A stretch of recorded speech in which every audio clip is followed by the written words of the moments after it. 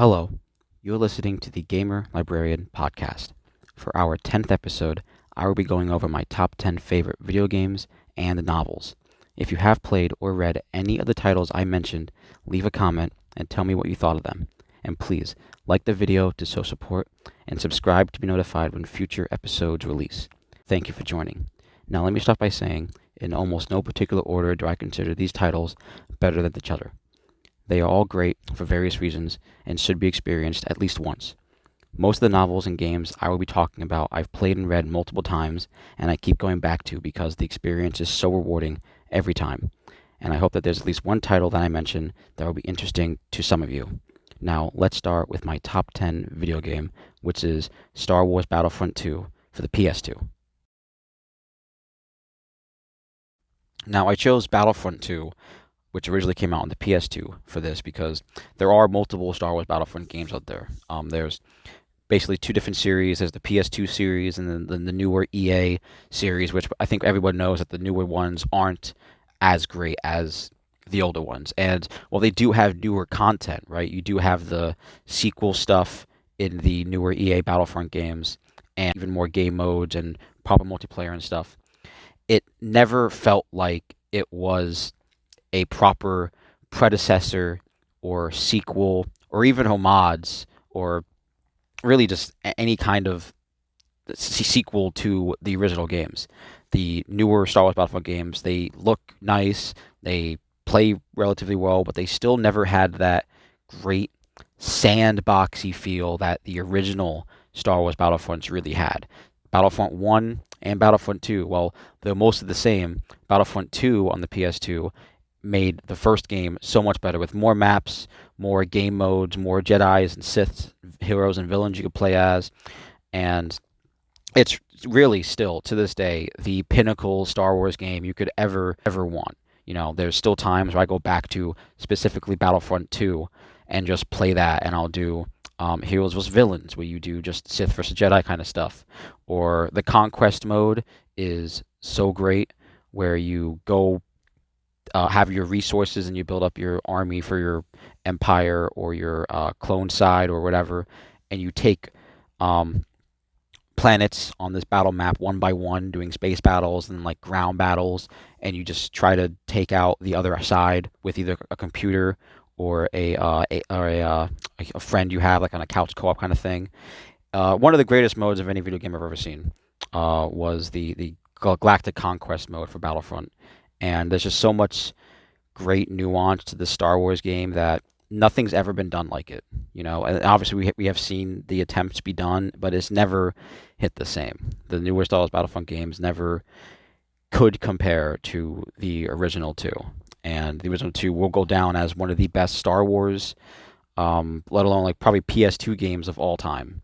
That's just something that I have to say. You know, if you guys like Star Wars, and if you like shooter games or just fun co-op games, play with your friends, it's probably one of the greatest things you could probably find out there. At least for back in the day. You know, I know it's an older title, so maybe like buying it or trying to find a copy of it nowadays is a little harder, but I'm sure you can get it on Steam and all that. But there are so many great Star Wars games, but none of them truly ever compare to Battlefront 2. It's the combat war Star Wars game everybody has always wanted, and I don't think anything else will really compare. So that's why I would give it my top 10th favorite video game on this list. Now, the number 10 spot on our book side of the list goes to The Forever War by Joe Haldeman. Originally published in 1974, this is a spectacular piece of science fiction. It is about an elite military unit, specifically the protagonist, Private William Mandela, who has been conscripted into the military to fight a alien race that is thousands of light years away from Earth. I'm not sure when the book starts in terms of like our timeline. I think it's a few years ahead of its originally published date of like 1974. But the thing of the book is that they talk about a lot of the theory of relativity and all that. It's hard sci-fi to that extent. It uses the theory of relativity to like the basis of it, where because the alien race is so far ahead or away from us in terms of distance. That this war that we have is prolonged by the fact that when humans leave Earth, they are losing years, like from Earth into the war. Like however many years you're gone in terms of the battle, the conflict, right? Getting to whatever alien planet they're going to fight on with the aliens or anything. Um, they're missing decades, maybe 100 years per deployment, right? So like imagine you take like a vacation, and you go to some place like a new country like Africa or Antarctica, and you stay there for like a month, and the month you stayed there was a month to you. It felt like a month to you, and you aged a month, but the world around you, the world you left behind, let's say age like a year. Like you were gone for a month, but when you go back, an entire year went by. So that's what happens in this book. The soldiers would go off to war millions of light years away, right? And when they come back, Earth is so different. The ones that could come back, right? If you weren't killed or anything during war, which does happen, if you make it back and you go back to Earth for leave or your discharge or for whatever reason, Earth is entirely different because while humanity and whatever other countries were fighting this war with this alien species, humanity on Earth was still evolving and changing for months at a time, years at a time that these soldiers are gone. And so you see it from the eyes of Private William Mandela and the other side characters of when they come back to Earth, that so much time has passed that they can't adjust to the new world. And that goes for probably a lot more modern ideas of war now when it comes to like battling overseas and all those kind of things. We've seen that with the World Wars, the Vietnam War, the Iraq War. I think we've seen it with almost a lot of wars. I'm not really a specialist on that, but it definitely hits home in a lot of ways for people who have maybe had combat experience or were in the military. I think that they probably identify with this book a lot because, even if you're gone for a few months, the world is entirely different. Regardless of war, or maybe if you were imprisoned or just gone for a long time, the world does change. There's news, world events, world catastrophes, so much things like happen. One of the biggest examples that I could probably talk about in this book, because I don't want to spoil too much on it, is that this book did come out in 1974. And so one of the craziest ideas that were probably put into the Forever War was that when the soldiers do come back at some point, I think a gap of 100 years has spanned already, right? So the soldiers went away and they were gone for 100 years at this time. And so when they finally come back, the world is so different from so many Earth wars between humanity, so many Earth plagues and diseases and famines, that society around Earth has completely changed. Whereas in 1974, at the time the book came out, the idea of homosexuality and gay marriage was frowned upon, still is today, not so much as before, but you understand what I'm saying.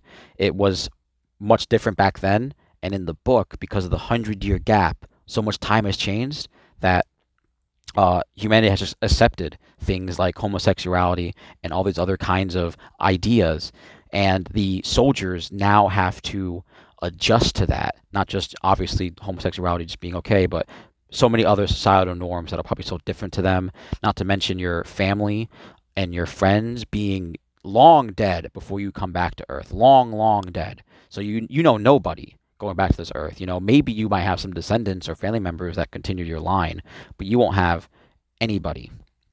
It's harrowing and it's scary, and it's from a perspective of if humanity does kind of go the way that they do now, you can see this book kind of becoming the norm.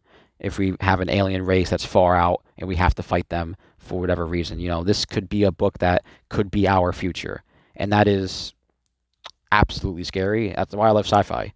It's part of that human dynamic that makes us so wonderful to learn about, but also we're very mysterious and scary. And the idea that we have these books that can take bases on our society and our and our life and all that, and make an idea for a future that could be possible is scary. I don't want to speak too much on this book just for spoilers' sake. I haven't read it for a couple years, but I still think it's one of the best books I've ever read. There are some sequels. I don't think they're as good. I think I tried reading the sequel for it, um, and I don't think I ever finished it. But the first book is truly something else. It's going to be a book that I'm going to talk about sometime later on this channel.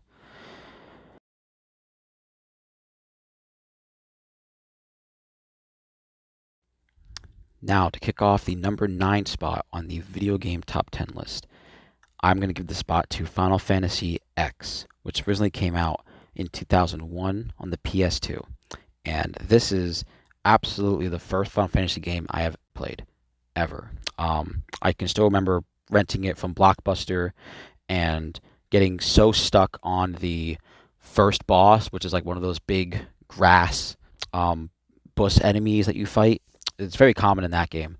I got stuck on that for like a month originally playing that game, to the point where when I finally returned it to Blockbuster, I had to buy it. I'm looking at the copy right now, and it still says like $16.99 used from GameStop. And this is a spectacular game.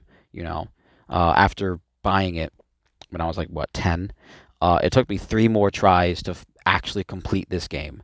I had to restart multiple times. I didn't beat it until maybe like I started high school or so, and it is a great experience for an RPG. It's pretty linear, which is nice. You're not spending so much time exploring, which is very different for games now. A lot of games are very open and that kind of thing. You would call this game probably like a hallway simulator, similar to Final Fantasy 13, but much better. Much better. There's substance in those hallways. There's things you're doing. There's story. Um, Titus, the main character, and his companions are fighting gods. It's weird. I can't explain the story entirely, but it is fun. It has cringy moments, right? If you've been on the internet for a while, you've probably seen Titus's laugh scene somewhere online. But that's just one of the great things about the game. I think makes it fun and cheesy. The game. Not every game has to be written perfectly 100% throughout, but it should have little moments that are cheesy, entertaining, goofy, and Final Fantasy has always been really great with that. Final Fantasy X, Final Fantasy X being the 10th installment in the main series, being the first game that I played in the series, it got me to play the other 15 Final Fantasy games. It's the reason why I'm probably going to buy Final Fantasy 16, because I like this franchise so much. For anybody who doesn't know, Final Fantasy, all the main title Final Fantasy games are different from each other. They're not connected in their sequels or prequels or anyway. There's spin-offs. I don't want to get too sidetracked, but like Final Fantasy X, Final Fantasy X specifically has 1 or 2 sequels. I think it's just 1, and that's just it. There's just the Final Fantasy X, then Final Fantasy like X2, and then that's it. Then it goes on to Final Fantasy 11, which is different, 12, which is different, 13, entirely different. Totally all the spin-off games, and the Final Fantasy franchise is so huge that one game that you play is never going to be the same as the other, almost never. There are remasters for this game. Final Fantasy X got a remaster, I think, about 2016, 2017 for the Xbox One, PS4 kind of titles, and the graphics on there look amazing. I only played that version once, but it's still just as great. It's one of the greatest RPG games I could ever recommend to anybody, because I know I gave up early on when I was stuck my first time playing the game, but when you get a hang of it, you can really have good fun playing the game, because you can have your party try to fight enemies against the battle system, which is like an action bar system. You have like a turn-based list where you can see like your party members and when they're going to come up in the turn order. But the enemies also have the turn order, and certain moves, certain abilities change, I think, your ATB gauge. So you can't act at certain times in that turn order. So it changes constantly. It fluctuates, which is pretty cool for a turn-based game to have like a fluctuating, changing turn system. that makes you really think about how you want to approach certain battles. Where if you have to use a move that's going to expel your character for a few turns, maybe you don't want to do that. Or if your opponent is having a bunch of turns come up, like 3 or 4 turns, where they can do a lot of damage onto your party, you might want to make sure that they can't have that many turns.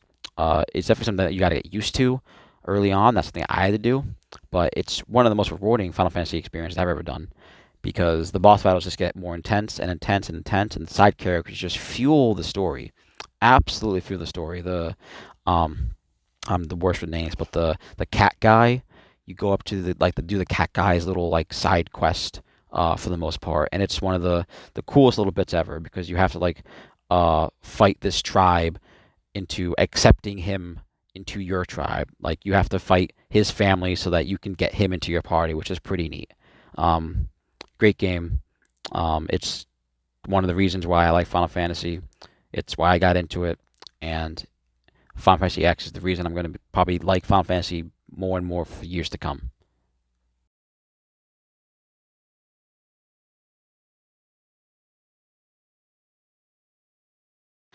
The number 9 spot on the book top 10 list is going to go to Death of a Salesman by Arthur Miller, which was originally published in 1949, and it is one of the best books I ever read because of a high school like classroom. It was one of the first books I was forced to read in school and really enjoyed. Really enjoyed. And I think book is probably stretching it because it is written like a play, but I can't watch a play all the time.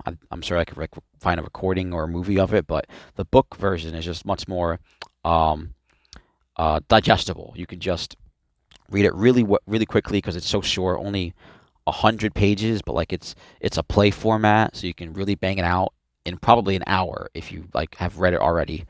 And it's always fun to go back to because it's a perspective kind of book. It's a book that was specifically written in a time period where the world was so different than it ever has been. Not only did you have the world wars just ending, the Second War literally just ended, and the Depression has just started. Literally just started. We start to get the Dust Bowl and everything. And it is a book about what happens to the American dream when I wouldn't say it's the American dream that fails. It's when you get the American dream, but it's not enough because the main character, Willie, he has a good life for the most part, it seems like in this book, but there's obviously things that he dislikes about life, and it's those things that he dislikes about his life that he most coveted early on, and you see that he was at one point a loving, happy father and husband who loved going to work. He loved the job that he did. He found fulfillment in that, and when the book takes place and starts, he's already older. He's already set in his ways with how his life should have been and how his life hasn't changed in his pursuit of that. His kids aren't the same anymore. His kids are actually worse off than him. Not a big spoiler, but his kids are probably the perfect examples of probably failures, I would say, because it seems like they are. They're in their 30s, and they're still living with their parents, and they can't really hold a job. But it's more about a book on him, more a book on Willie and his perspective on his life, because he is somebody that thinks that if I put in the work, if I show my worth, then the world will give back to me. And what it seems like, it's not really the world that's not giving it back to him. It's people. It's people that are his biggest problem because they're not giving him the respect. They don't view his potential as coveted or valuable. And you could probably see that in his family. You know, he sees his family as probably the same way. They don't think of him as respectable or anything like that. It's a very weird book because when I read it as a kid, I never had a job then. Like I read that book probably right when I was applying to my first job at a pizzeria, and you know, I read it back again earlier this year, Death of a Salesman, and it really changed my my mind on how you should look at like your expectations from a job and life, because even if you put in the work and you think yourself is valuable, that does not mean you're going to get what you want out of life. And Death of a Salesman is absolutely a book that I think every person with aspirations or any dreams of any kind of goals, whether it's personal or maybe for family or for work or a hobby, I think it's truly a book that you have to read, because it's a book about fulfillment and how when you try your best to fulfill yourself in your life, you make your life about those things. And when you don't have those things work well in your life, then you're really not the person you meant yourself to be. You're not holding yourself to those standards that you have thought you could have had. I also have to say on that book, it's really one of the coolest book plays I've ever read, and it deserves a spot on this list. It deserves a spot to be praised. It deserves a spot for anybody who is interested in reading like plays or short novellas or anything. Should give it a shot, absolutely, or even watch the play. Give the play a shot. Death of a Salesman by Arthur Miller is one of the best American stories ever written. Now, the number 8 spot for video games is going to go to Returnal. Really liked Returnal because when it first came out, it was a game that we really didn't understand the gameplay of it. I remember looking at the trailers and the showcases around 2019, 2020 on that game, and it did look cryptic.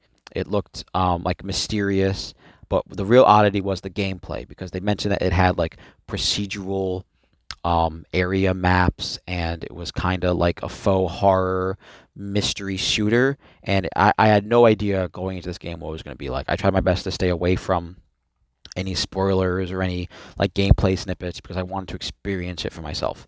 And when I played it and I beat it for the first time, I was blown away by the fact that it was one of the only real games to ever make me want to just jump right back in from the beginning to start and do it again.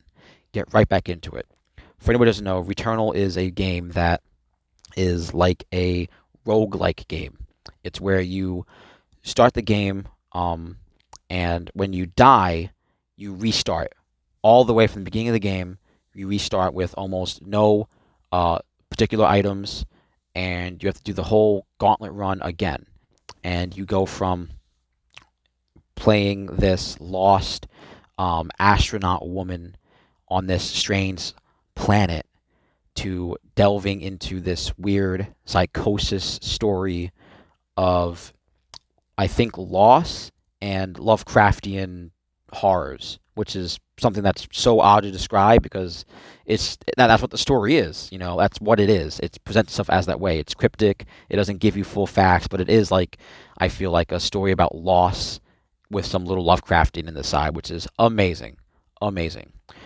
The gameplay, it is a roguelike. You die, you come back, but every time you do, it's one of those games where you get better and better the more you play it. Absolutely, because you have to learn to play it in order to get better. I don't specifically remember about difficulty settings, but the game was fairly difficult early on. Obviously, because you don't know much about the game, you don't know what opportunities the game will present or how the game works. But it is a game that will get easier as you play. You'll get weapons on your runs. You'll be more familiar with the weapons and the items that you get. You'll be far more familiar with the enemies that kill you. The map layouts are pretty much the same. I know they said it's procedural, but a lot of the areas that they use are like the same layout, like the same room kind of stuff.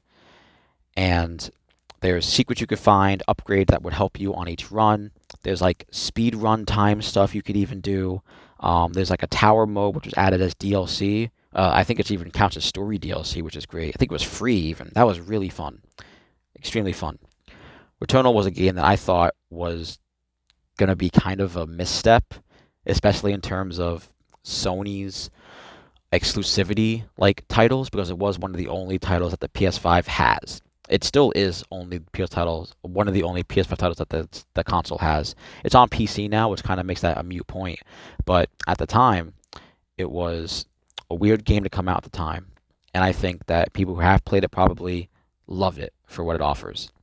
If you're a fan of games like Hades or um, Dead Cells, this is definitely a game for you because it's snappy. You have to really be aware of what the game is uh, trying to do to you in terms of its combat. I find it really fun to jump around from platform to platform, dodging lasers, dodging bullet hell missile nonsense from enemies that not just like fire big beams and big balls of blast, but will do like melee attacks on you. And you do have melee in this game. It's mostly shooting, but the melee is kind of meh. I never really used it. But oh man, did each boss in that game is about 5 or 6 of them. Each boss is so different in its own right. The third boss I beat on my first try, the piano boss, really great boss, phenomenal. And then as you get later on to the final bosses, it just gets nuttier and nuttier. Fans of Lovecraft specifically would drool over this game. I did, because it looks so Lovecraftian. It's mostly like underwater for some parts, and there's weird like Lovecraftian tentacle creatures and weird flashbacks and so many kinds of things.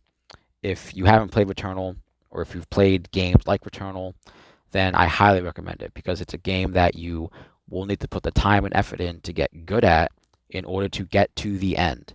It's not a game that you could just spray and pray and kill every enemy in the room and just hope to do the best. You have to be quick on your feet. You have to know the attacks that are coming at you, and you need to be prepared for every fight in that game.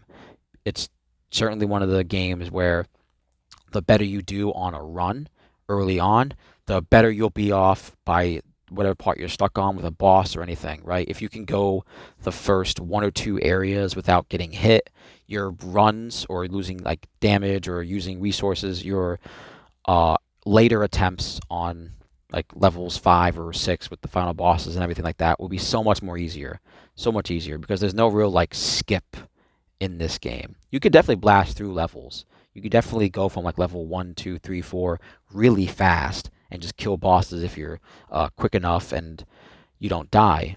But maybe you want to take some time and look around the maps, get some items first, upgrade your character, and then try to speed run certain areas. You know, it's definitely a game you got to get used to, but it's a game that I think is so rewarding when you finally accomplish one of the many goals the game presents to you.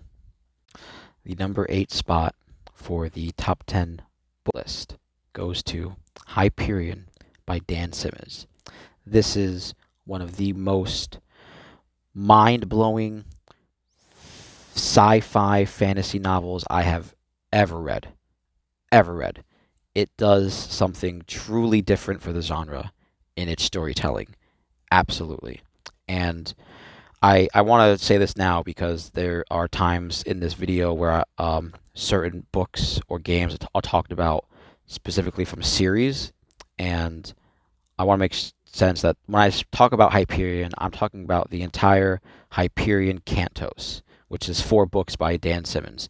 But I understand that 4 books is a lot, and they're all not really the same in terms of its like structure or its writing.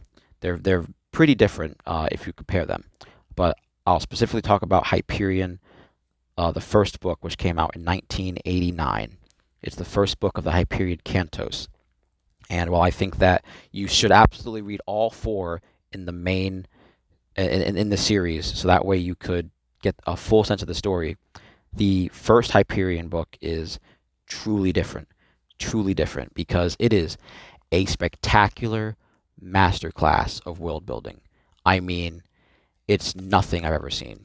There are so many different stories in this book. There's some wild characters. You know, I would compare this book to like the Lord of the Rings of sci-fi. But that's just me. You know, I'll give a brief summary so that way if anybody who wants to read it can have an idea of what to expect from it. This takes place in a far future for humanity, thousands of years. So any like notion of our modern society is irrelevant. Um, Humanity has crossed thousands of stars, and so we're populated everywhere. And there are these weird anomalies across the galaxy or the universe. Um, some of them are pretty documented and kind of known about. Some of them are just complete mysterious. Things like the Valley of the Time Tombs and the Strike are two very specific wonders of the universe that like humanity and the world in the book don't understand. And the bulk of the book takes place on a little planet called Hyperion, and you follow these seven individuals called the Pilgrims. You follow these seven pilgrims on their pilgrimage to discover the origins of the Strike. The Strike is this metallic being made of like thorns and has bright ruby red eyes, and this thing is like um, a weird anomaly in the universe, one would say. I don't want to give too much, but the crux of the story is that you follow seven pilgrims and they try to solve the mystery of the Strike on the planet Hyperion. And it will take you through time, it will tear out your heart, it will make you laugh. The characters in this book are some of the best characters I've ever read in any novel. Any novel. Um, Man, I'm looking at the cover right now. I just really want to read it again. I truly don't want to talk too much about it because I think if I talk too much, it's just going to spoil the magic that's really in this book. You know, I think the pilgrimage of finding the characters, or you're following the characters in this first book, is something spectacular, and it really grabs you in the way that forces you to want to get to the next book because there is a hard cliffhanger in this book. It is not a done deal. You will need to read the rest of the books to understand this story. It's not going to be completely over in any way. It's mysterious, it's confusing, but there are some of the coolest moments in any novel I've ever seen. Um, I'll give a little bit of something. The seven pilgrimage or the seven pilgrims, they each give off like their own backstory, right? You get to know a little bit about them in specific segments. The story takes a glance into their lives for a few chapters at a time, and they try to the characters try to find out like similarities between themselves. What would um, unite them or connect them between themselves and the Strike? Like, why were they chosen for this pilgrimage? That's about all I'll really say for the story. But that basis is definitely not going to spoil anything for the later half, the later books. Absolutely not. Hyperion Cantos is some primo science fiction. Absolutely. And it's something that needs to be experienced for anybody. If you like fantasy, sci-fi, absolutely anything, because there's probably a character, at least in the first book, that you would love enough to get through the next few. Number 7 spot for books is going to go to The Mist by Stephen King. Now, I've only ever watched Stephen King movies before I ever read his first a novel from him for the first time. Only ever seen movies. And The Mist was the first book of his I ever picked out. Because when I first saw the movie, it immediately became my favorite movie of all time. Of all time for Stephen King, absolutely became my favorite movie.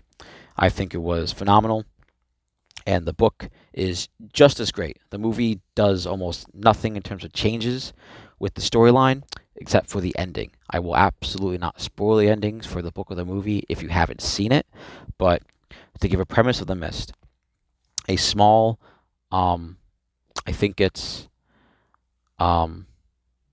Maryland or maybe Massachusetts town gets enveloped by a strange mist, obviously. And the crux of the story is that there's these creatures in the mist, and it follows a group of survivors in a supermarket. And that's about the crux of the story. It's fairly short. The movie is only about an hour and a half long. The book's only just about 200 pages. I'm looking at it, and it is a fun ride. It's immediately became my favorite Stephen King book, and I go back to reading it every now and again. Um, it's just one of those books where it's like, wow, this is a situation that seems really shitty. Like, it's outrageous, but it seems like, mm, if I was in the supermarket and I see a big mist cloud outside the big windows and stuff, I would just flip out. I would just probably just want to die right there, knowing what could be in that mist. Stephen King's a character, a writer who I would say does a lot of things right with his writing, and I think his best things he does is probably his characters. He makes his characters personable, relatable in a lot of ways, even when they're like not non-important characters. There's characters in The Mist who are like very religious centric, so they go that becomes a theme for the book. Or there's a character who is like an antagonist kind of really, and I mean, it's not like magic or anything. I won't spoil with that kind of stuff, but there's like an antagonist which is more of like a human antagonist of like he's had social issues with another character in the book, and that becomes a fueling point for a problem in the book later on. I don't want to give spoilers to it too much for anything really in this, because I think the experience is a lot better than me telling you what I think about it. I'm just here to tell you what I like about certain things, and it's up to you guys whether or not you want to go and pursue those things. But fans of horror, fans of thriller, absolutely should try and give The Mist by Stephen King a read. The number 7 spot for my top 10 video games is going to go to Hollow Knight, which came out in 2017, and I would always describe this game as a side-scrolling Dark Souls game. Absolutely, I think it 100% is. And it's not like the same vein as Dark Souls. It's not super punishing. It's not, glitchy in the way that like people kind of expect Dark Souls games to at least mostly be. I equate it to be Dark Souls because it's difficult, and the area layout is kind of similar, like the map layout. You explore, you find secrets. There's even secret bosses and all these kind of crazy things. I compare it to Dark Souls because I feel the same sense of accomplishment in it that I do with Dark Souls. The sense of exploration where you find secrets and you get rewarded for that, or fighting new and scary enemies and beating them on the first try or the 100th try. Truly great. Hollow Knight is a side-scrolling game where you explore a map as a little like bug guy trying to save his little bug realm. That's about it. It's kind of like Dark Souls in the way its lore is set up. It's cryptic. You only find out about it through very specific moments and like item descriptions and things like that. It's my favorite because I have always been a fan of side-scrolling games with really in-depth combat.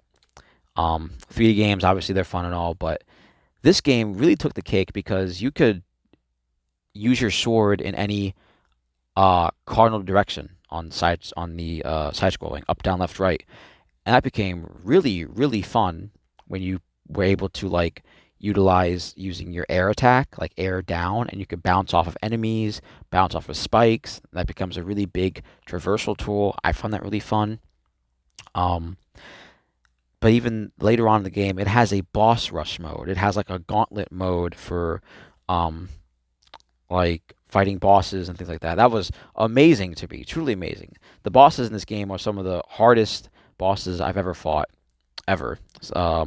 A lot of the content in the game was given through free DLC updates because I think it was like a Kickstarter game when it first came out, and they just gave out all the DLC for free, which is great. And they're all amazing DLC. They're all like integrated into the map. You can do them at any time when you discover them. You don't have to like beat the game at a certain point to start them. Obviously, you would have to do certain moments in game to I think get to the DLC moments, but it's so rewarding to have a game where you could just explore, fight enemies, and just grow stronger. A lot of Zelda games are like that. Hollow Knight was something special. It's a game that I really want to go back to and play a second time because the sequel is coming out, Hollow Knight Silk Song, which was delayed. If anybody has been keeping up with that, Hollow Knight was just fun. You know, it was one of those games that it was on Game Pass at one time, and I was like, I'll give it a shot. And I had a hard time the first time. It was one of those games where I did have to restart because I was like, I don't know if my build's okay or if I like spent my money on the right items early on or anything. But I got better at it, and that game is certainly a grind to learn. You have to really be committed to that game because the combat gets extremely difficult with later bosses when you have to balance like jumping off of moving platforms, dodging their attacks, jumping off of enemies and bouncing off of them for periods of time. There's a lot you have to like account for in that game and be used to. There's dashing, there's like super moves you can use. It's all really fun. And it only has me more excited for Silksong because you play as a certain character from Hollow Knight 1 into Silksong, and that, it seems like her gameplay is just completely nutty. Completely nutty. Hollow Knight is a game that people should try. It's probably still on Game Pass for right now or really cheap. It's a fun little side-scrolling game. Absolutely.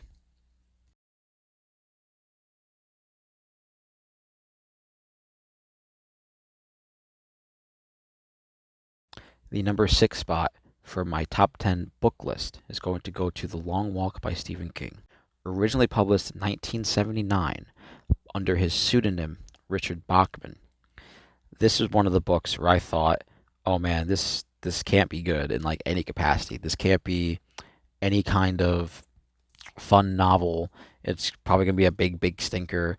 It doesn't even sound like a horror novel, right? This book came out in a time when Stephen King was certainly known for being a horror novelist. Uh, I would say now he's certainly more of a mystery thriller kind of guy with his books like The Outsider and Mr. Mercedes and Fairy Tale. A lot more mystery suspense in some of his books. But The Long Walk is something entirely different, an entirely different novella that I don't think anybody would think would be on his repertoire. The Long Walk, he describes as a book where he was walking one day, because I believe he does that a lot when he's trying to think or everything. But he was walking one time, and he was thinking, "What if I walked forever?" And that was basically the idea for the book. And The Long Walk is about a different America. It doesn't really tell you what's different about it, but it's clearly different because in this version of America or the world, there is this thing called uh, this large event called the Long Walk, where 100 or so boys, like young men, will sign up. I think it's completely voluntarily. They don't force anybody. It's not like the Hunger Games or anything, but they volunteer to join this event called the Long Walk, where they have to walk at a steady pace of 4 miles per hour without ever stopping in order to be given the prize of given anything for the rest of their life. The only caveat is that if you get 3 strikes, if you go down below 4 miles per hour, if you interrupt the other contestants, if you step off of like the road or talk to the armed guards, they will shoot you after the third strike. You will die. They will kill you. And that is horrifying to think about when it comes to like a contest, right? So in this weird world, these young boys join this game where they will walk until there's one last person standing. One last person standing. And they walk for days, absolute days, at the same pace in fear of being shot and killed. And dude, when I say that this is one of the books where I couldn't put it down, I couldn't. I absolutely couldn't. I finished this in the first 2 days of me starting it. I had to know how the end went. I had to. Um, it's really one of those books where it's like the journey is far better than the ending because the ending's pretty expectable, you know, but it's done in a way that I would consider The Long Walk to be one of Stephen King's better ended books. I think his endings for some books, like The Outsider, really wane, really don't hold up to the rest of the stories that he tells. But Long Walk is solid, absolutely solid, the best Stephen King book you could ever read. Um, it's probably perfect for young adults more so than older adults, I would say. But damn, was this book amazing! It's one of the books that I truly thought was just going to be absolute trash, just some horrible reading material. And then Stephen King has some stuff like that, you know. I don't really want to call out too many of his books. I'm giving praise to specific ones. But please, if you're a fan of Stephen King, or if you're a fan of like the Hunger Games style kind of books, Long Walk is up there for any of you guys who like that kind of stuff. Absolutely.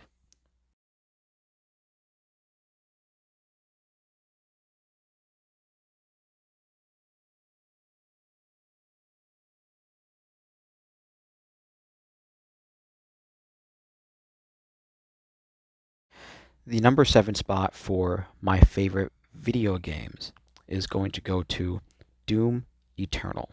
Specifically because I think Doom Eternal is a far better experience the Doom 2016 game, and I'm not much of a big fan of the earlier Dooms. I've played Doom 1 and Doom 3, and they're good games. They are good games, but I truly think Doom Eternal is the pinnacle first person kind of Doom game you could ever want. I'd make it really similar to Returnal in terms of like how I like the gameplay and stuff because it's snappy, it's responsive, and you need to be aware of the game's surroundings.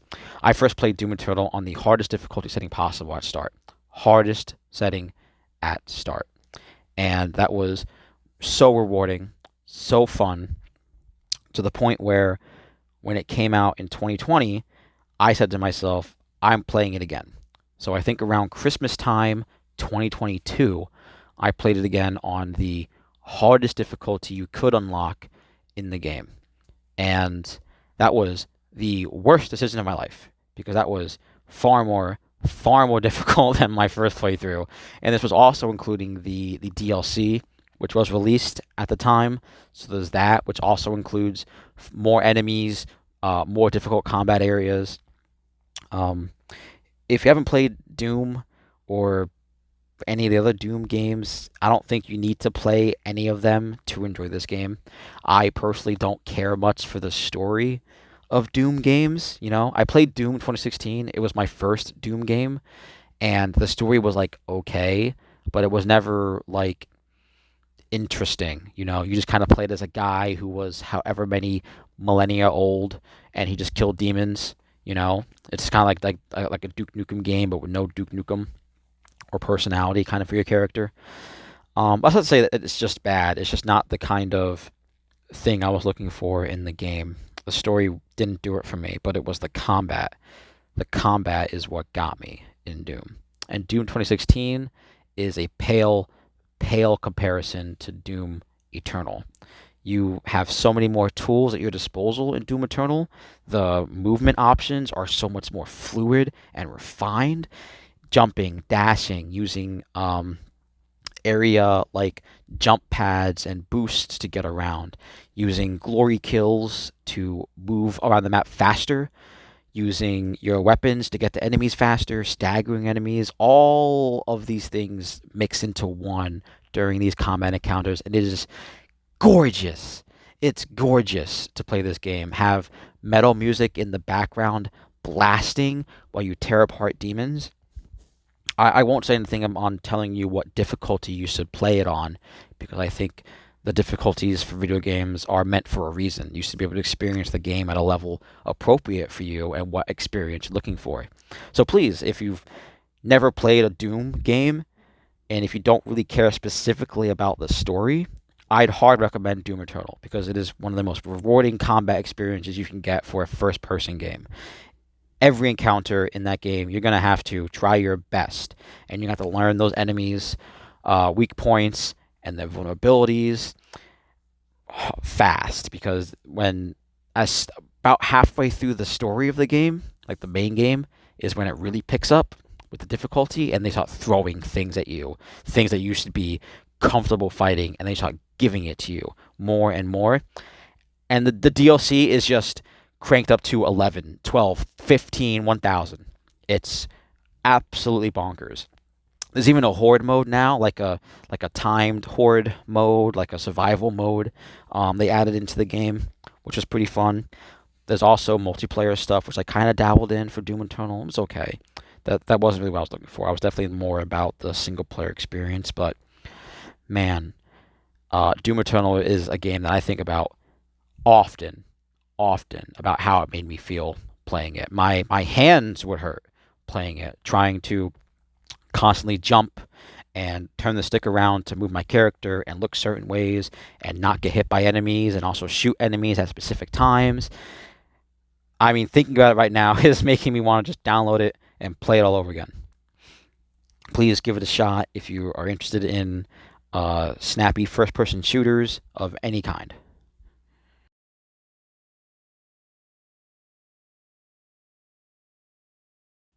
The number 5 spot for books on my top 10 list is going to go to The Deep by Craig Davidson. Also would be on his pseudonym Nick Cutter. This book came out in 2015, and just like with The Long Walk, it was one of those books that I never thought was going to be particularly good in any way. But man, was I blown out of the water because this is absolutely a horror novel that I would say was one of my favorite horror novels, if not my favorite horror novel, until I read a book much later after that, which I'll mention later. But The Deep at one point was my favorite horror novel of all time.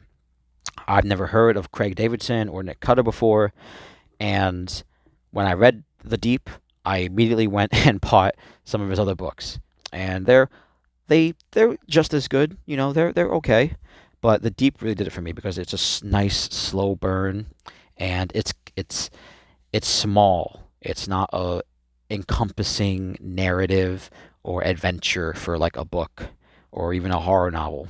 Some of them like to do that. This one doesn't. This one's straightforward and to the point.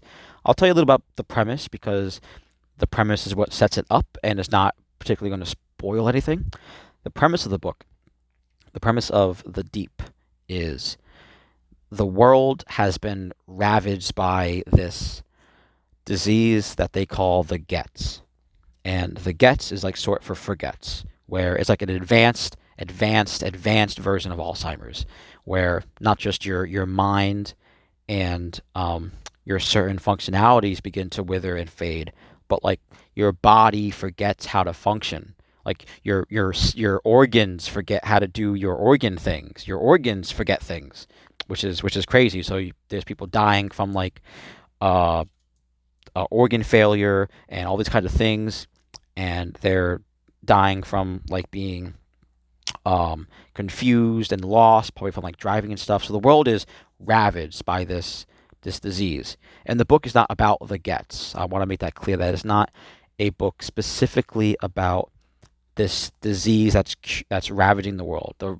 The disease is kind of just like the backdrop, the flavor text for what's going to happen for the crux of the story, because you follow this man whose brother is like a scientist, and they were on odds at some point. You'll find out why they contact each other at this point, and when they contact each other, this scientist brother is deep, deep in the Marianas Trench, trying to look for a possible cure for the Gets.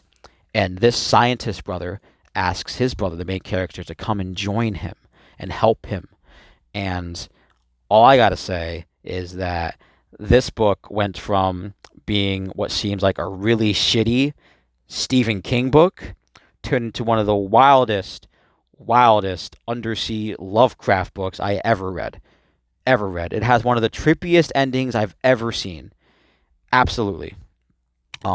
It was exciting the whole time. It has one of my favorite horror moments of any moment. Some character, while she's still alive, has a horrible fate forced upon her in this book. And yeah, it's wonderful. It's wonderful. If you're a fan of tight spaces, being so deep underwater that just swimming away would definitely not work because the pressure would kill you. Uh, and if you possibly like Lovecraftian stuff, absolutely recommend The Deep by Craig Davidson. The number 5 spot on my favorite video games list is something that I've wanted to talk about for a very long time on this channel, and I expect to talk about it in far detail when a certain game gets announced. But my number 5 favorite title, video game, is Dragon Age. And if anybody doesn't know, Dragon Age is a title made by BioWare and also EA, very similar in the vein of Mass Effect and Star Wars: The Old Republic, where you'll play an original like RPG character and you'll go around the world making choices, talking to people, and changing events in a world that spans multiple games. And not just games. Dragon Age is a much larger fantasy series that goes from video games. It has a movie, it has books and comics, and it is even getting a fourth installment coming up hopefully soon. We're waiting on you, BioWare, really. But, I've been a big fan of Dragon Age since I first played Dragon Age Origins on the Xbox 360. And it's truly one of those games that I think every single gamer needs to experience. If you like fantasy games, right? If you don't like fantasy games, then it's probably really not for you, or maybe RPGs, I guess. But it is a fantasy RPG that I think people absolutely should try because it's other than Mass Effect, truly other than Mass Effect. It's one of the only real games that makes you feel like you've changed the world with your decisions. At least in my opinion, it's not every decision is crucial. It's not that every single um, conversation is pinnacle to the game. But what I like is that the difference between Mass Effect, where you play as a single character in Mass Effect, you make one character and it's the same guy throughout all 3 games in the main series. In the Dragon Age series, you make a different character each time. So each time you play each individual game, it's a new character, and the choices from those characters are always different because they're different characters, which is nice. Um, the combat gets reworked quite a bit throughout the franchise, and I would say that Dragon Age Inquisition, the third game in the franchise, is probably the most refined, obviously. But it's just a good time. All the side characters from Varric to Marin, Bull, Cassandra, uh, Shinshale, the golem, my favorite. Absolutely one of the best written games ever. It's it's really spectacular to look at this game and be like, this is what's holding up BioWare, right? If anyone's following BioWare, it's Dragon Age that's literally holding them above water, right? We had a moderate flop with Andromeda. I would put that more on the okay scale rather than like the piss poor scale that people would do. Um, but then Anthem really shit the bed, which was not a great look. And I I just don't have a lot of faith in BioWare if EA is making the decisions about the game, because I'm certain the talented crew of BioWare who are still there, who haven't left in the last few years or months recently, are working their hardest on Dragon Age 4. But man, it's sad to see one of my favorite video game franchises be put into such a state of limbo because of one of the worst companies ever in gaming, ever. And that's not all bad, They did make Inquisition, which was a phenomenal game. Phenomenal. Inquisition was a step in the right direction for the franchise, especially after what people would call the dismal launch of Dragon Age 2, which, me personally, Dragon Age 2 is my favorite in the series, but that's just what I'm going to say. Um, but yeah, Dragon Age is a league of its own. A league of its own in terms of storytelling, and gaming. It's one of the only games that feel like you truly change the world from the last game on, and it doesn't feel like the way the entire time, but it's nice to have a game utilize that in a fun way. I hope they get to do that well in the new game. I hope that like they don't make acquiring our previous choices from the older games into the new one a hassle with Dragon Age Keep again. And oh, I completely forgot. They even have a Dragon Age anime on Netflix. I totally forgot about that. Absolutely forgot. That was phenomenal too. We finally go to Tevinter for the first time. Tevinter is really cool. I think that's the setting for the fourth game, Dreadwolf. But yeah, if any of you like fantasy, Lord of the Rings, anything like that, video games, Dragon Age is something that should be on your list. And it goes a lot larger than just the games. There's movies, books as well. You can expect me in the future to read the books again, maybe the comics. I expect to probably do that when Dreadwolf is announced. When there's a hard release date for Dreadwolf, is when I will begin a totally new playthrough of Dragon Age and read the books, and then probably never have to do that ever again because I hope Dreadwolf is really good, but I have reservations.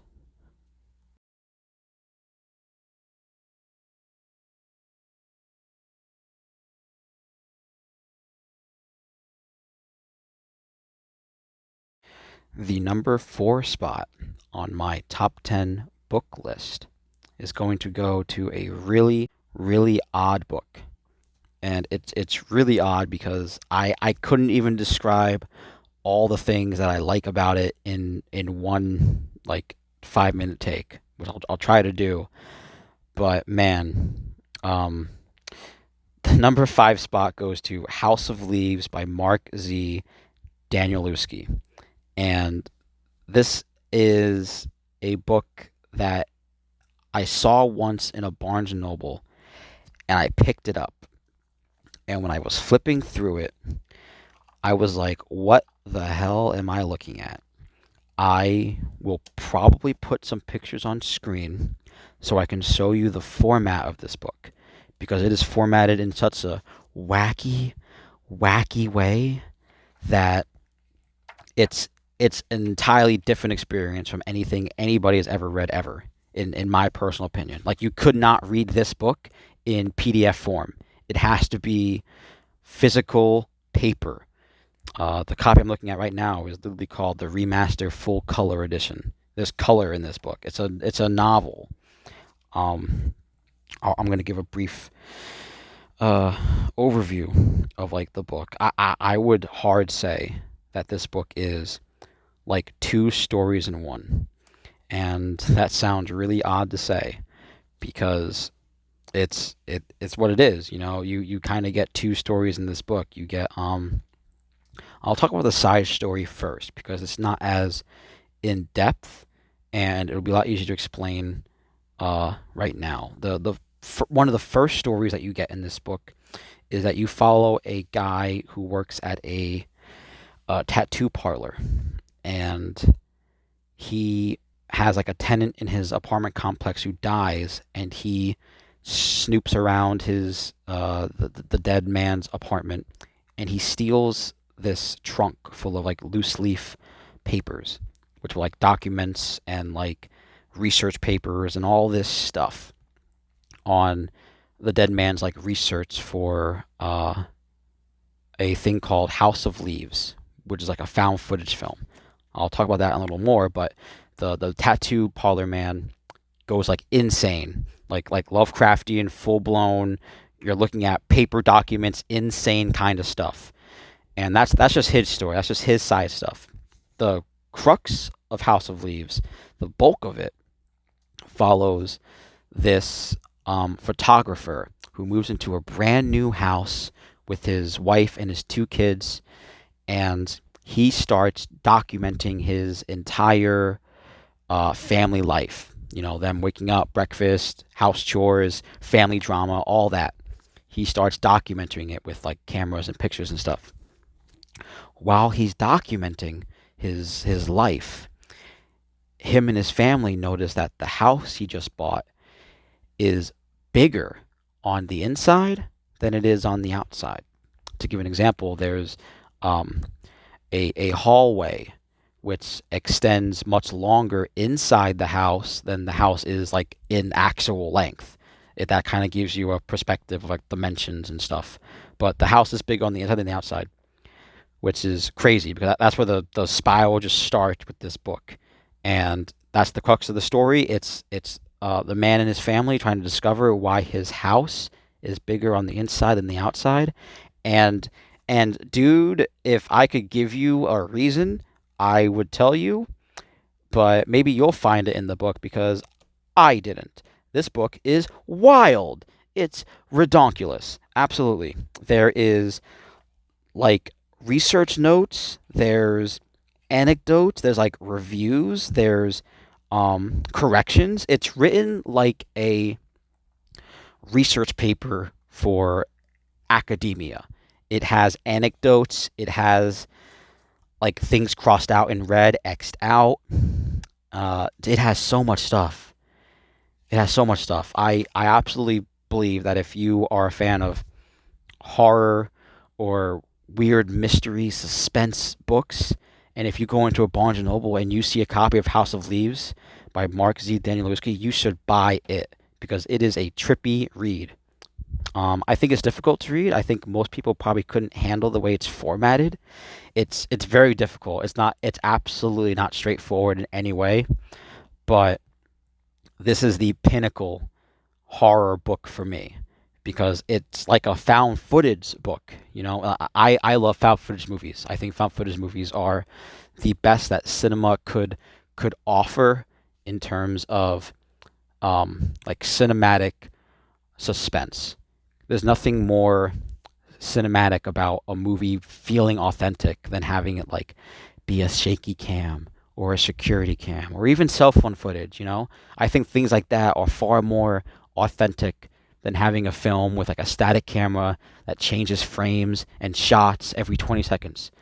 Um, Found footage is one of my favorite film genres, and by the sheer fact that I live in a world where there's like a found footage type of book where it's written like this guy was trying to research why his house was bigger on the inside, and the research turned into this larger than life thing, so much similar to the Blair Witch Project in real life, right? If anybody has known anything about that, the Blair Witch Project was like a small indie film that blew up, massively blew up, where people thought it was real. People thought it was legitimately real. And that's kind of what the book presents itself in its own world. Um, Phenomenal, phenomenal. It is one of my favorite books. It's so weird. I love showing it to my friends, and it's weird format. I love telling them how it's like a weird horror story, but it's also a love story. Oh man, talking about it's just getting me really excited. It really is. I absolutely hope that this book is something that people do try because I don't hear enough people talk about it.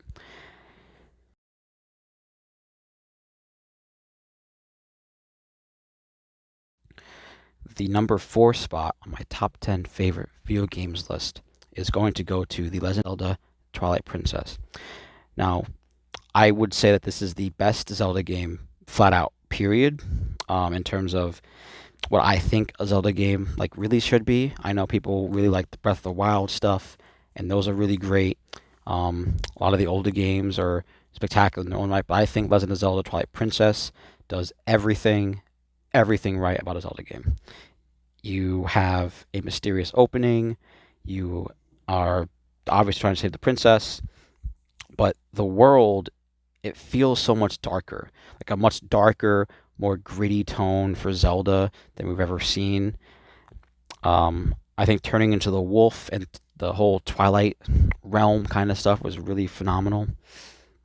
One of my favorite areas of the whole game was going up to the snow mountain where you help out this Yeti family with like making soup so that they don't like die. That was really great. That was a really fun mission, and the rest of the game is just great. You can collect bugs to get secret like items.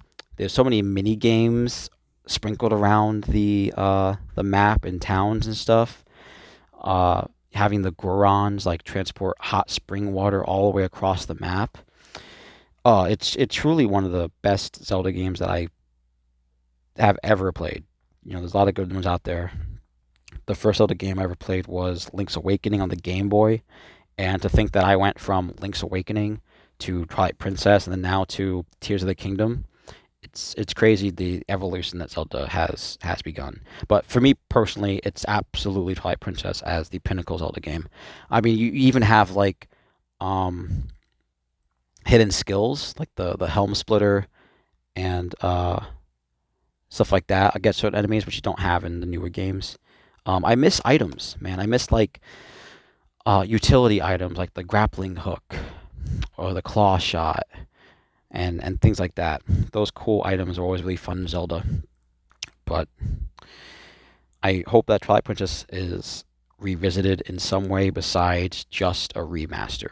Like the world of Twilight and that entire like lore of the Zelda Kingdom is interesting to me to the point where I want it again.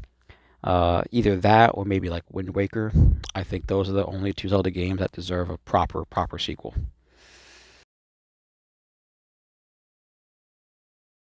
The number 3 spot for my top 10 favorite novels of all time goes to Ender's Game by Orson Scott Card. This is truly a young adult novel through and through. Like, I think if you read this at ages 12 and up, you're probably going to love this book no matter what. Ender's Game is a book about a young boy who's chosen to go into a military academy in order to fight off what they call the bugs, which is like an alien race that attacked Earth a few times. And so they take the youngest and brightest of Earth's young minds and train them in the art of uh, physical combat, like mental combat, like mental, like war games kind of thing. It's mostly like war games. They do like mock art of war stuff, but it's a psychological book. You see the impact of the weight that this young boy has on his shoulders. Ender, he literally has the weight of the world on his shoulders. He's told from the get-go that like humanity's entire salvation rests on his hands for like the final battle and all that stuff. Truly a phenomenal read. Ender is a character that from his early ages of 6 from joining the military academy, you can sympathize with him wholeheartedly as a kid who just wants to stay at home with his loving family and not be thrust into a world that he shouldn't be involved in, but he is. And I would equate this book to like The Hobbit. It's a easy to read kind of kids book in some regard, but it's adult enough to where young adults to older individuals could find something truly enjoyable about this book, because you find a lot about humanity and one person's internal conflict with like himself and each other and other people in this book. It's a book where like a child is the main protagonist for the most part, and so like you see it through his eyes and you sympathize with his actions and his decisions, because he has to make some rough decisions as a young boy in even in a military academy capacity. He has to make some rough decisions in terms of like being a leader and being a human, all in all. Truly, Orson Card's one of his best books. I'm going to talk about another one of his shortly soon, just because I kind of have to if I'm talking about Ender's Game. But this is also a movie, which is also just as good, but I recommend the book. I think the book has a lot more idea, a lot better execution of the suspense and like the twists that you'll see throughout the narrative. One of the best sci-fi books I've ever read. The number 3 spot for my top 10 favorite video games was to Ape Escape, which originally came out around 1999 on the PS1, and I couldn't tell you which one I played first. I really couldn't. It was just kind of like, oh, I have these games, I'll just play them. Um, but there's about three or four Ape Escape games, like three main ones and one for the PSP, which is kind of like a faux Mario Party game, I believe. But Ape Escape is phenomenal, truly phenomenal. It's one of those 3D platform games around the PS2 era that just really picked up. Kind of like Crash and Spyro and things like that. Ape Escape is a world where you play as a young kid who gets like cool gadgets and items to go out into a world where monkeys took over. Um, how the monkeys took over is different each game. It's like the same villain every time, almost, and you just go around collecting monkeys. You have like this little net you can catch them in. You can use like a hula hoop to like run around really fast and some other cool items. And I just remember it being one of the funnest games to explore and just collect things, right? In terms of a game where like your goal was collecting items like stars in Mario Odyssey or things like that, or what is it, the moons in Mario Odyssey? It's kind of like that. You get like a certain amount of monkeys, you can go on to the next world, and then they even get some extra secret ones. What was always really cool about this game is that it had no real aesthetic or like art style. It was cartoony and like video game looking and everything, but it really took shape when the worlds were themed around so many other different things. You weren't going to like a lot of real world places in this world. Like you weren't going to New York or Japan, although you might have gone to places similar to that. I'm almost certain, but you also go to like more specific areas. Like there's a world where you go into a monkey dominated like Jurassic Park prehistoric time, or a monkey dominated Hollywood, which I think is what the third game is. The third game is like everything's like a movie, kind of like Super Mario Bros. 3 is like a play, kind of. Everything in Ape Escape 2 is like full on as a play. There's like Egyptian and Spanish and all kinds of worlds in Ape Escape 2, and they're so much fun. I equate Ape Escape 2 to be just as great as Mario Galaxy, Mario Sunshine, any of those kind of games, those platforming games, Crash Bandicoot, absolutely. It's one of those games that I wish would come back. I think you can play them on PlayStation's subscription service, like whatever they have, the backwards compatibility. It's difficult to keep track of whatever they have going on all the time. But I think you can play it on modern consoles. Um, and if you haven't, it's one of the coolest games you could ever play. It's really chill, relaxing. If you just want a good time of catching monkeys and going on worlds and stuff, it's pretty good. But controls are a little wonky, though. Controls are, it started on the PS1, and that was like when we didn't have analog sticks. So, yeah, you might have some trouble with the controls, but still, it's a franchise that I would absolutely jump back into. $60, $70, free to play, I don't care. I'll try it. Ape Escape is something that should come back. Please, Sony, please. The number 3 spot for my top 10 favorite novels of all time goes to Ender's Game by Orson Scott Card. This is truly a young adult novel through and through. Like, I think if you read this at ages 12 and up, you're probably going to love this book no matter what. Ender's Game is a book about a young boy who's chosen to go into a military academy in order to fight off what they call the bugs, which is like an alien race that attacked Earth a few times. And so they take the youngest and brightest of Earth's young minds and train them in the art of uh, physical combat, like mental combat, like mental, like war games kind of thing. It's mostly like war games. They do like mock art of war stuff, but it's a psychological book. You see the impact of the weight that this young boy has on his shoulders. Ender, he literally has the weight of the world on his shoulders. He's told from the get-go that like humanity's entire salvation rests on his hands for like the final battle and all that stuff. Truly, truly a phenomenal read. Ender is a character that from his early ages of 6 from joining the military academy, you can sympathize with him wholeheartedly as a kid who just wants to stay at home with his loving family and not be thrust into a world that he shouldn't be involved in, but he is. And I would equate this book to like The Hobbit. It's a easy to read kind of kids book in some regard, but it's adult enough to where uh, young adults to older individuals could find something truly enjoyable about this book, because you find a lot about humanity and one person's internal conflict with like himself and each other and other people in this book.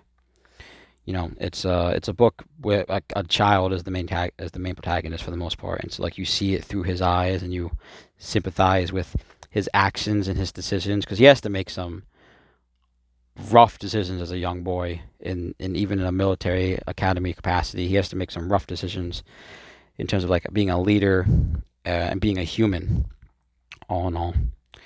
Truly, Orson's Cards, one of his best books. I'm going to talk about another one of his shortly soon, just because I kind of have to if I'm talking about Ender's Game. But this is also a movie, which is also just as good, but I recommend the book. I think the book has a lot more idea, a lot better execution of the suspense and like the twists that you'll see throughout the narrative. One of the best sci-fi books I've ever read. The number 2 spot on the video game list goes to Gears of War. Now, I don't really want to speak specifically on a specific game from the franchise because I like them all. They're really all a lot of fun. Obviously, the franchise would be nothing, truly nothing, without the first game. Meeting Marcus and Dom, Baird, and Coltrane in that game, it was iconic. I mean, it propped the Xbox above everything else besides Halo, right? Like it was Halo or Gears, and they are kind of the same. They're shooter games in their own right, but I think Gears really stood differently from the rest. I loved it. I truly loved it.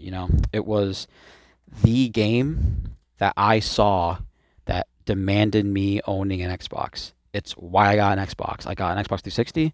I got Gears of War 2, Left 4 Dead 2, and Alan Wake. Those are my first Xbox 360 games. And then I also think I got BioShock and Elder Scrolls Oblivion in like a dual pack, like a dual disc thing. Those are my first few Xbox games, and Gears of War 1 and 2 were absolutely on that list. I would say that the franchise takes a much better direction with Gears of War 2 for one simple reason: Horde mode. And you could probably equate this to being what sparks the Horde mode era of video games way back in like 2006. I'm sure other games have had it prior, but man, was it never as fun or refined as the Horde mode that you'll find in Gears of War 2. Absolutely. Not to mention all the great DLC maps and story you get in this game. I think the story is phenomenal for Gears. You look at some other Gears or some other video games, and the story kind of gets muddled down. Gears 4 and 5 are kind of a little like that, but they got to introduce new characters. I think they do a much better job with the newer Gears stories than like Halo games, truly. Gears 3, amazing. There's even Gears of War Judgment, which is just as good. And then I already spoke on 4 and 5, which I think are truly great. Now, there's also Gears of War comics and novels, which are really phenomenal. I love the comics and the books. The books I'll probably talk about at some point soon, because I've been itching to read them. I haven't read them since high school. And they're all great. They just give more depth and personalization to a lot of the characters that you see in the games. And that's what I really liked about it. You don't find a whole lot of personality of the characters and what their other life was besides just the war. But the games really give a good sight into that. Or I'm sorry, the books give a good sight into that. And Gears is, I hope, an Xbox title that doesn't go away.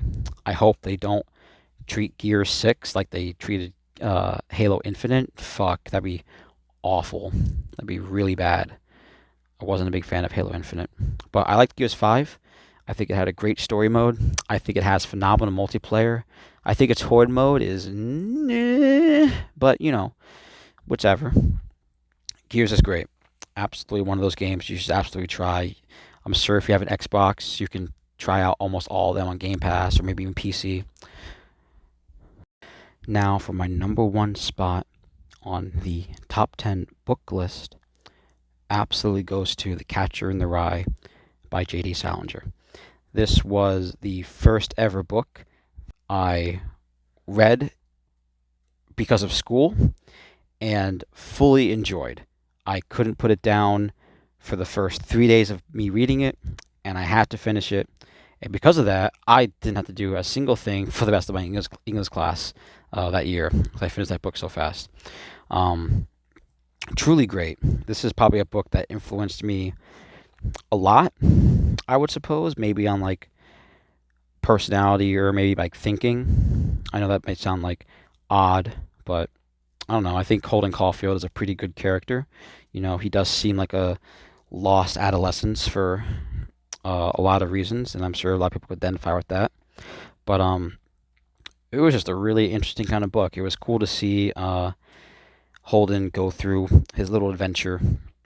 It was a little crisis with himself and the kind of development he has as a person, because he is the antithesis of a unreliable narrator, because he seems like a character that's such full of shit all the time, but he does still have like emotional depth and thoughtful ideas and perspectives, at least in the world around him. It's funny. He's a funny character. It's written thoughtfully. There's drama, and there's even some really sad moments. It's a book where I think that everybody could read and identify something with it, because there's a lot of interpersonality between the character Holden Caulfield and what he identifies as like the world. He seems to have a very cynical view of the world, and I think that's probably something that people could identify, because there's not a lot of things that people care for or understand enough to be really critical on. And Holden Caulfield seems like a kind of character like that. But if you haven't read Catcher in the Rye, it's something that you probably should. It's a book that might give you a little new perspective on how you might want to approach situations that you find yourself in. I'm not sure. I think if I go back and read this book now, I'll probably think of it as the same. I don't think my mind will change much on it. It's a fun story the first time around. Yeah, it's really just one of those like great reads that really should be read and treasured for what it is.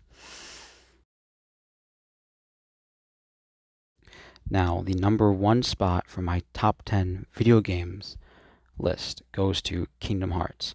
And I know I out myself as a Final Fantasy fan a little while ago in this video, but I am also an avid Disney fan. I mean, who doesn't really like Disney? They own Star Wars and Marvel now. I'm obligated to like them, but they have some really cool other stuff too.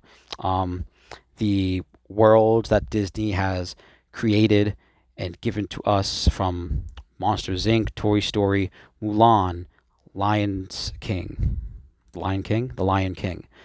uh, The Little Mermaid, Beauty and the Beast, Snow White, Cinderella, Alice in Wonderland, Tarzan, Lilo and Stitch, Big Hero 6, Tangled, Frozen. I mean, all those worlds I just mentioned, all those Disney movies are in Kingdom Hearts in some way, in one of the entries. Kingdom Hearts is not a game that I could describe in one way or in one go. It's a game about a kid with a giant key, and he goes around beating up monsters with Disney characters and sometimes Final Fantasy characters. I would absolutely say that if you just like action RPGs, if you're a fan of Disney, if you like some lighthearted video games, then this is probably a game for you, because it's has some great combat. Each game does a little more with the combat in each iteration. One is probably the clankiest because it's the oldest. Two is probably the best you'll ever find in terms of the combat. Uh, I like Birth by Sleep, but Birth by Sleep is like a single player game. You don't have like companions. 3 Million Days is really great. It has a really great co-op mode, like co-op missions and stuff. You play like 4 people on the DS. Uh, Dream Drop Distance was okay, and Kingdom Hearts 3 was too floaty, and those like super red attacks were just too frequent and too strong. But the game does have difficulty modes, like all the games have difficulty modes, so you can choose easy, normal, or hard, and just have a blast. Even on Kingdom Hearts 1 and 2, I would say easy is probably somewhat challenging for maybe most people because the combat isn't really like uh, perfect. It obviously in 1 is clanky, but it gets challenging a lot. 2 is most certainly the best one in the franchise by a long shot, by an absolute long shot. It's the pinnacle of like perfect video game kind of stuff. Kingdom Hearts is a franchise that you would think would have been coveted a lot more. More sequels, more spin-offs, but I I think waiting so long for Kingdom Hearts 3 really changed that franchise. There's even like a musical, like Note Guitar Hero kind of Kingdom Hearts game, which I didn't play. I don't think I will, but they're all great in their own right. And even if 3 wasn't the best Kingdom Hearts game you could find out there, I still find it fun. It had the ending that I wanted, but man, do I hope we don't ever get another Kingdom Hearts game. I hope we never have to see another one ever again. Please just let 3 be the last one. Don't let us have to deal with any more of this. 3 even barely even had Final Fantasy characters, I think is a crime. Real crime. But other than that, Kingdom Hearts 1, 2, and all of its spin-offs absolutely go on the number one spot for this top 10 games list. And there it is, guys. It's my top 10 favorite games and favorite books. This was a video that I've been planning on recording for a while, and I just wanted to get a good time with you guys about what my favorite games and books really were. I think there's a big variety in here. There's not a lot of similarities between some of these titles. I think there's something in there for everybody to enjoy. And I have to say that this isn't like a permanent list. Obviously, there's newer games and titles on here, and that's likely to change with newer titles coming out in the future. I hope that every game and book that I read and play in the future is just as good as the ones I mentioned just prior. And my voice is getting like hoarse from talking so much recently. This has been a big milestone for me in terms of like accomplishment. I've never like stuck with anything so far. Like 10 weeks is a long time. Straightforward. And the video content or the video quality of these videos isn't great. I know audio is all I got, but I'm trying to make it so maybe we can get video at some point and all this other kind of stuff. But I just want to use this as a platform to tell you guys what I think about books and games. I'm hoping to hear more back from you guys. I don't really get much comments or anything on the video, so that's okay with me. I'm just happy that somebody somewhere out there is at least watching and maybe finding a book or a game entertaining. But that's just about it.